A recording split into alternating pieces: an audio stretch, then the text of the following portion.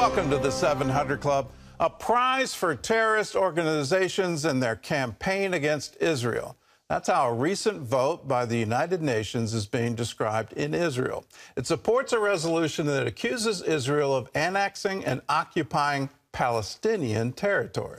The resolution ignores both history and international law, and it compounds the threats from many sides against the Jewish state. Chris Mitchell reports from Jerusalem. The UN resolution called for the International Court of Justice to address the ongoing violation by Israel of the right of the Palestinian people to self-determination from its prolonged occupation, settlement, and annexation of the Palestinian territory occupied since 1967. The resolution passed 98-17 with 52 abstentions, with the U.S., Australia, and Canada joining Israel in voting no. The resolution considers parts of Judea and Samaria, Israel's biblical heartland, along with East Jerusalem, where the Western Wall and Temple Mount stand, to be occupied territory. Outgoing Prime Minister Yair Lapid condemned the resolution, saying, "Supporting this move is a prize for terrorist organizations and the campaign against Israel." Israel's UN ambassador Gilad Erdan blasted the resolution. By calling to involve the International Court of Justice, the Palestinians are decimating any chances of reconciliation. Erdan also tweeted Israel cannot be occupiers in their own homeland.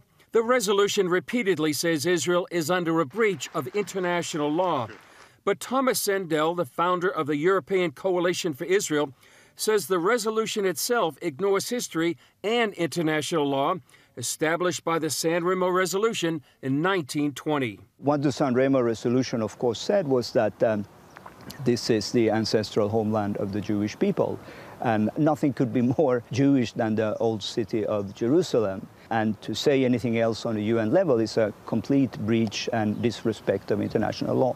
Sandel finds it ironic that this year marks the 100-year anniversary of the British mandate in 1922. I think the significant part in the text, also in the San Remo resolution, was to, first time in the history of international law, to make it very clear to say that there is a cultural, religious, and political link between the Jewish people and the land of Israel. Although at the time the Jewish population here was a minority, what would later happen is, of course, that this minority with new immigrants would rebuild this country to what it is today and everything we see around us, which is a modern miracle and something to be celebrated and not condemned by the United Nations. This UN resolution comes on a wave of Palestinian attacks against Israelis this year. This latest happening today in the Jewish community of Ariel, where a Palestinian man killed 3 Israelis and wounded 3 others before he was shot and killed by security forces. Chris Mitchell, CBN News, Jerusalem. Well, the resolution obviously seems to violate the very history of the region. So back in 1948, the UN said there should be a Palestinian state and there should be a Jewish state, and referenced the right of self-determination. All of that going back to the League of Nations, the San Remo Conference of 1922, settled international law. What happened? Well, Israel formed a state in 1948. The Palestinians refused, and all the Arab countries surrounding Israel declared war on Israel. Israel won that war and then offered in peace to have peace. Well, why don't we set up a Palestinian state? And the Palestinians refused. What happened is the nation of Jordan took over the West Bank, took over the Jewish quarter of the old city, forbade Jews from ever going into that land, had an ethnic cleansing, destroyed historic synagogues. If you can imagine the Jewish quarter having no Jewish residents, which would be something, unbelievable, but that was what happened between 1948 and 1967. Then there was this other war, the Six-Day War. Who won? Israel won and captured this territory from Jordan, not from the Palestinian people. There was no Palestinian state, and there hasn't been. Why? Because the Palestinians want to drive the Jews into the sea. They want to wipe Israel off the map. They don't want a two-state solution. They want just a single state. And it's interesting that they want that to be somehow part of Jordan. That's what they settled for in 1948 to 1967. So this is against the very history of the region and what has happened on the ground. It makes no sense. And to say that somehow it's occupying territory belonging to Palestinians, well, there wasn't a Palestinian state. In other news, former President Trump is set to make a major announcement tonight. And today, his former Vice President, Mike Pence, is in the headlines. John Jessup has more on that from our CBN News Bureau in Washington. John? That is right, Gordon. Donald Trump is expected to announce his 2024 bid for the presidency in a primetime speech tonight at 9 Eastern. Meanwhile, former Vice President Mike Pence is breaking his silence over the January 6th Capitol riot.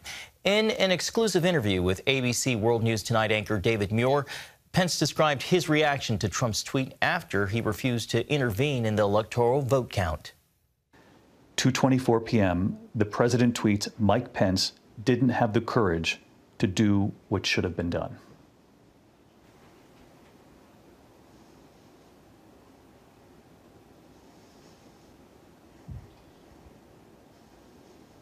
It angered me.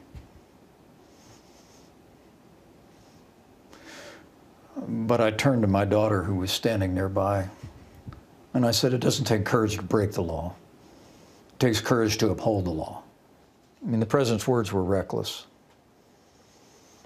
It was clear he decided to be part of the problem. Do you believe that Donald Trump should ever be president again? David, I think that's up to the American people. But I think we'll have better choices in the future.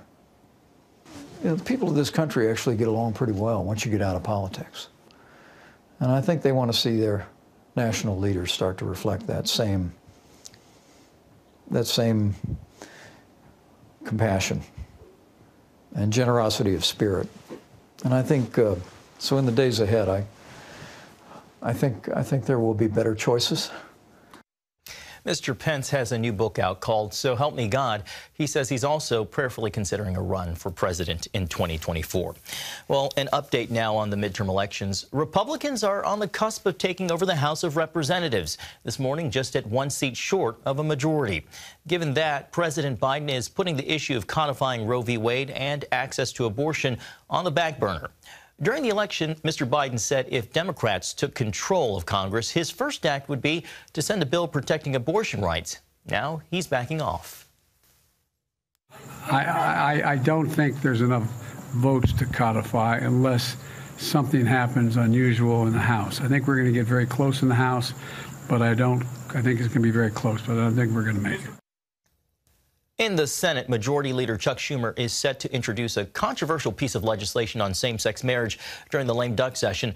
Religious rights advocates say the Respect for Marriage Act discriminates against people of faith who hold a biblical view of marriage. Well, turning now to international affairs, President Biden met with Chinese President Xi Jinping Monday in their first face-to-face as heads of state. That summit coming amid intensifying tensions around the world over Taiwan, trade, and the war in Ukraine. CBN's Tara Mergener reports on their efforts to lower the temperature.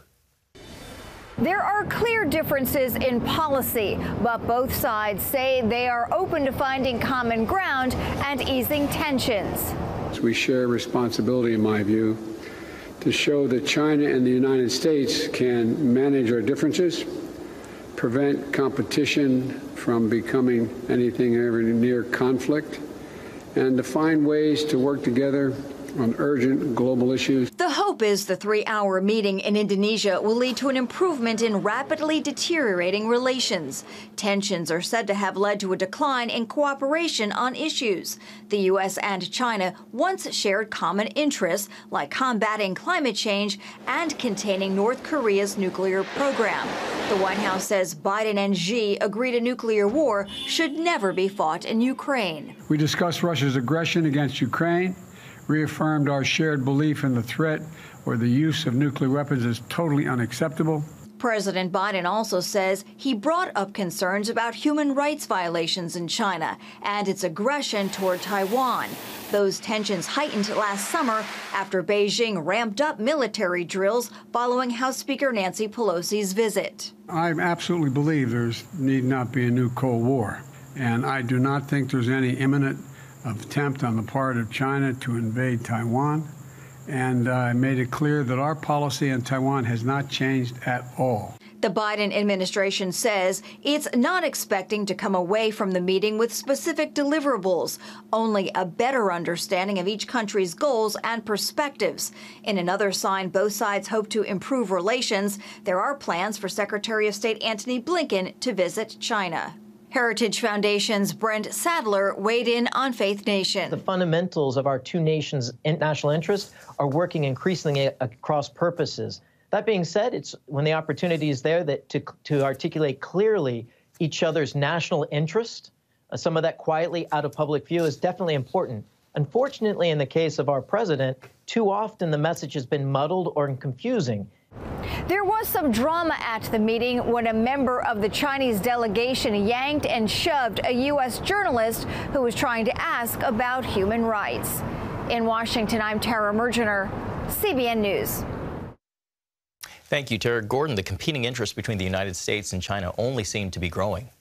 Well, we shouldn't ignore it, but we also shouldn't ignore our own strategic interest and allowing most of the pharmaceuticals sold in the United States to be manufactured in China is an absolute strategic mistake. If there's ever any conflict, you're putting yourself at risk. The same with semiconductors, where these are things that we are dependent upon, and to have that dependency just because you can get them at a lower cost from a strategic rival makes no sense. Here's something that's real clear and real plain, and I didn't see a whole lot of news coverage about it. President Xi warned his military, asked his military, and the direct quote, "Prepare for war." You can't mistake what's happening with that.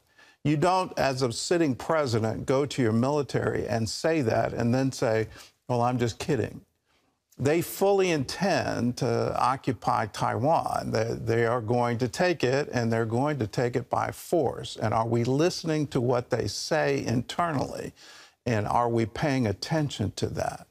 If Taiwan falls and we get into that kind of shooting war, this will be incredible.